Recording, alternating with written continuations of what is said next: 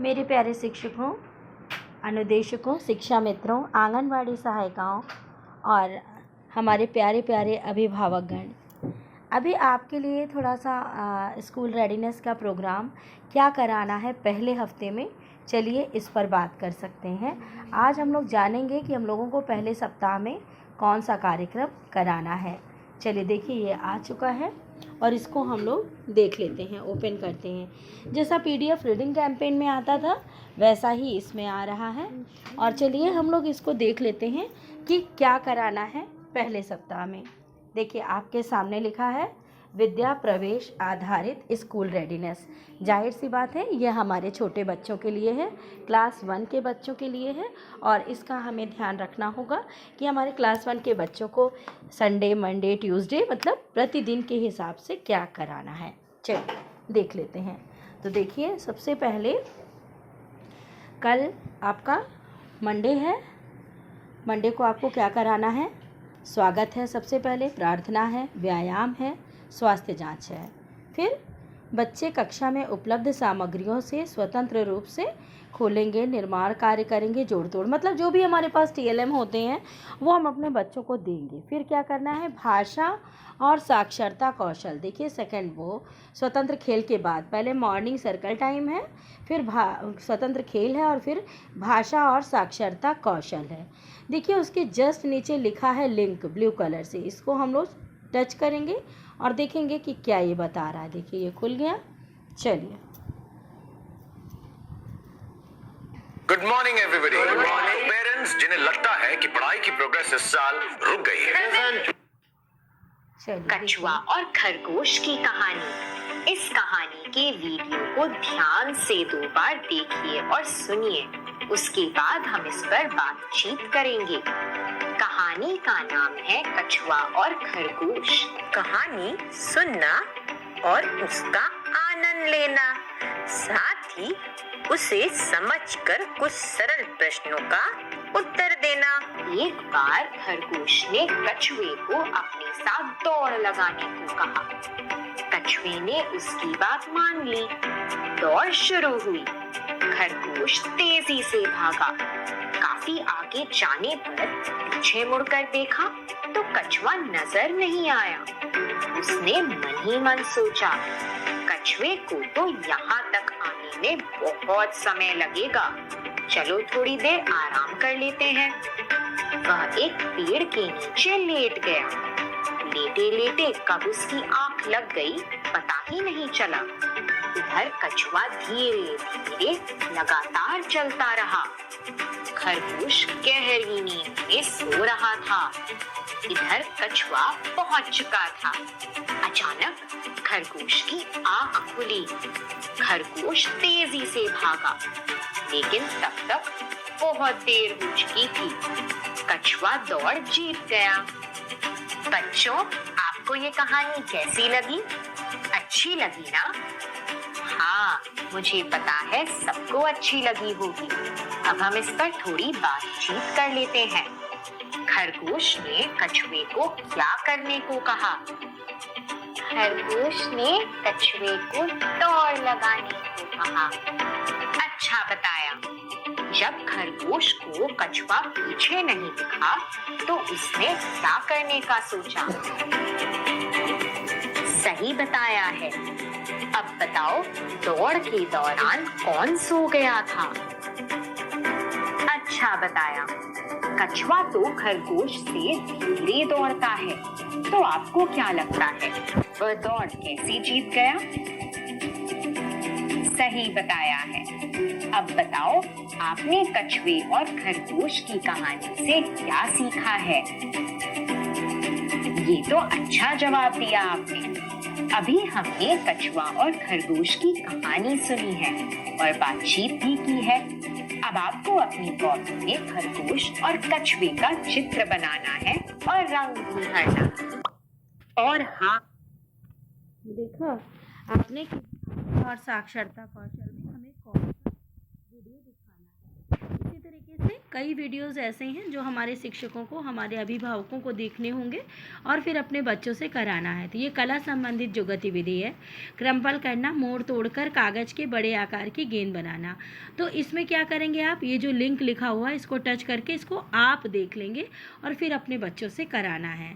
चलिए देखिए, गणित और ईवीएस में वैज्ञानिक सोच, इसके लिए कैसे अपने बच्चों से गतिविधि करानी है।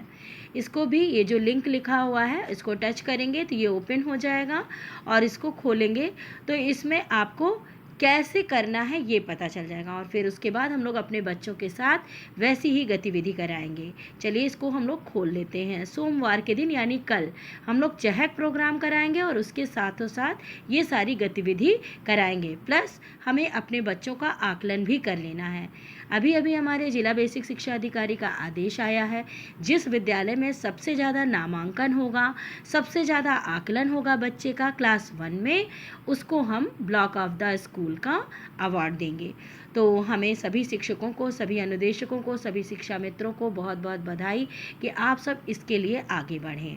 चलिए देखते हैं कि गणित में हमें और ईवीएस में क्या करना है। ये लिंक हमने टच कर दिया, देखिए open. Urban company AC servicing, बनाए एसी को नए जैसा एट ₹499। तो आगे बढ़ जाएंगे, चलिए देखते हैं। आज हम लोग हथेली से मापकर बड़ी और छोटी वस्तुओं के नाम बताने की गतिविधि करेंगे। इस गतिविधि के लिए सबसे पहले शिक्षक को कक्षा के अंदर कुछ वस्तुओं को रखने की जरूरत है और फिर बच्चों से उन चीजों को खोजने के लिए कहें जो उनकी हथेली से छोटी और हथेली से बड़ी हों। शिक्षक यह दिखाकर भी बच्चों की मदद कर सकते हैं कि वे अपने हथेली से किसी भी वस्तु को कैसे माप सकते हैं। इस गतिविधि को करने से पहले शिक्षक को केवल यह सुनिश्चित करने की आवश्यकता है कि बच्चों को बड़े और छोटे के विषय में अवधारणा स्पष्ट है या नहीं। ठीक है, ये हम बैक हो जाते हैं और उसके बाद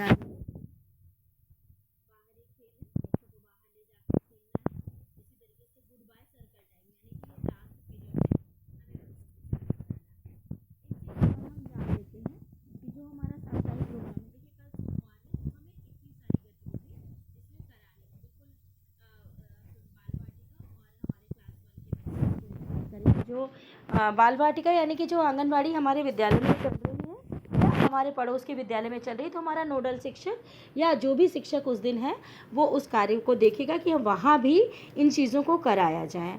ठीक है, चलिए हम लोग देख लेते हैं एक बार कि साप्ताहिक गतिविधियों में हमें क्या PDF में मिला है। एक तो ये सभी ग्रुपों पर प्रेषित हो गया है और अगर नहीं हुआ है तो प्लीज़ आप अपने ब्लॉक के ARP से मांग ले, वो आपको पहुंच जाएगा और आपको इस तरीके से अपने विद्यालय में अभिभावकों को और बच्चों को कार्यवाही करानी है ना, जिससे बच्चे खुश भी होंगे और उनको जो है ये कार्यक्रम समझ में आएगा। अब देखिए, आपको देख लेते हैं कि आपको आकलन कैसे करना है ना, इस पर ज़रा सा चर्चा कर लेते हैं। ये देखिए हमारा 12 सप्ताह का कैलेंडर है ना, इसको खोलते हैं। तो पहले सप्ताह में क्या करवाना है ये हम लोगों ने देख लिया है ना। चलिए आप लोग अपने अपने एक एक सप्ताह का PDF खोलेंगे और उस कार्य को कराएंगे। देखिए इस PDF को खोलने पे क्या है कि एक हफ्ते का एक साथ दिया हुआ है और उसमें जो है सोमवार को क्या करना है, देखिए इसमें लिखा हुआ है। तो जब भी हम अपनी डायरी भरेंगे तो उसमें हम लोग इस पूरे सप्ताह की कार्य योजना लिख लेंगे और फिर प्रतिदिन इस कार्य को कराए के एक अलग रजिस्टर में उसको लिखेंगे और ज़रूरी फ़ोटोग्राफ्स अपने बच्चों के चस्पा कर लेंगे। इस तरीके से हमारी डायरी भी अच्छी बन जाएगी और हमारा PDF भी हमें पता होगा कि हमें अपने बच्चों को प्रतिदिन क्या कराना है। ठीक है, चलिए देखते हैं कि अब हमारे बच्चों के आकलन में क्या करना है। आइए,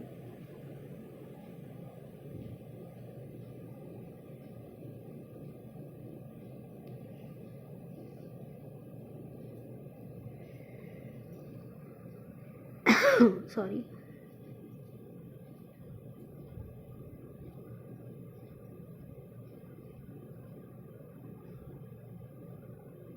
ये सब कुछ हम लोग चर्चा कर चुके हैं, इसलिए मैं इसमें नहीं बोल रही हूँ।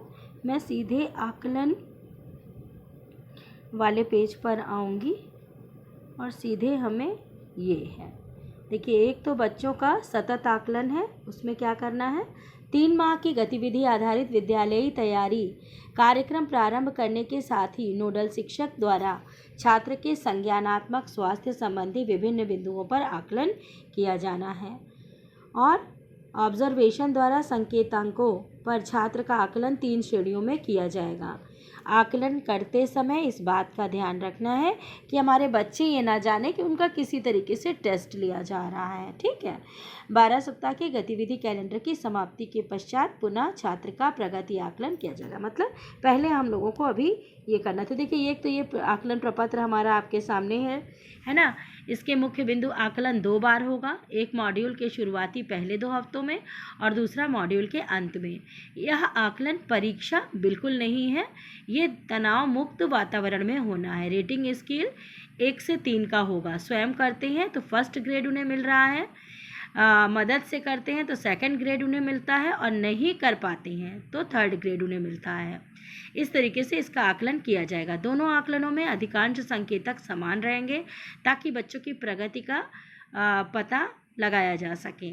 अभिभावकों के साथ भी इसको साझा करना, मतलब जैसे आप अपने जो अभिभावकों को बुलाएंगे तो उनसे भी करते हैं। देखिए आकलन का क्षेत्र क्या क्या होगा, नियमों और निर्देशों का पालन करने में सक्षम है।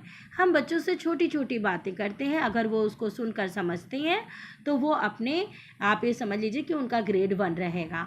जैसे कि आपने कहा कि बेटा 1 गिलास पानी ले आओ, वो ले आया, या जैसे आपने कह दिया कि काला रंग कहाँ है, या आपने उनसे और भी कोई प्रश्न कर दिया तुम्हारे घर में कितने लोग हैं, तो अगर वो आपकी बातों को सुनकर समझकर जवाब दे पा रहा है तो आप समझ लीजिए कि बच्चा आपका अच्छा है।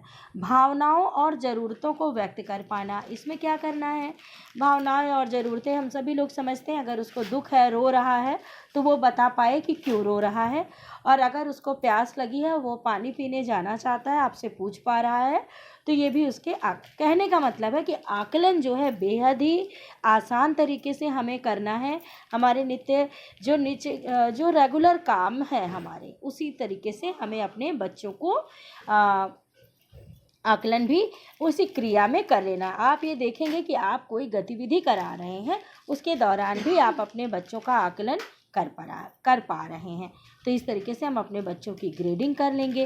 कभी कभी क्या होता है, कोई बच्चा बिल्कुल चुप रहता है, एकदम नहीं बोलता है, बिल्कुल नहीं रिएक्शन लेता है, तो ऐसे ही बच्चों को हम लोग ग्रेड 2 या ग्रेड 3 में रख कर फिर उनमें सुधार ले आएंगे।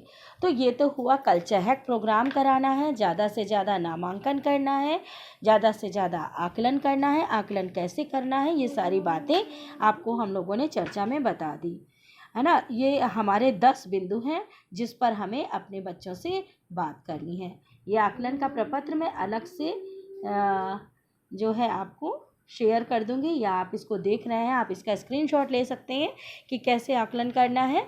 और आप चाहें तो इस PDF भी हमारे ग्रुपों में शेयर हुआ है, तो आप उसमें से भी देख सकते हैं। बहुत बहुत धन्यवाद और बहुत बहुत बधाई। कल के लिए बिल्कुल अच्छा।